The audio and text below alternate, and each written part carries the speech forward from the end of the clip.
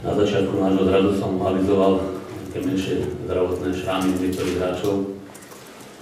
Môžem potvrdiť, že tie šrámy boli oddané drobného charakteru. Môžem potvrdiť, že ak sa na dnešnom predzápasnom tréningu niečo nepredvídané nestane, tak je každý jeden hráč pripravený zasiahnuť do zajtrajšieho zápasu. Na tých tréningových jednotkách samozrejme naše zameranie bolo, sme sa venovali časť tých tréningových jednotiek k našemu najbližšiemu superovi, ktorého sme mali možnosť vidieť vo viacerých zápasoch. Samozrejme, hlavne v tých posledných dvoch kvalifikačných, najväčšími favoritmi našej skupiny.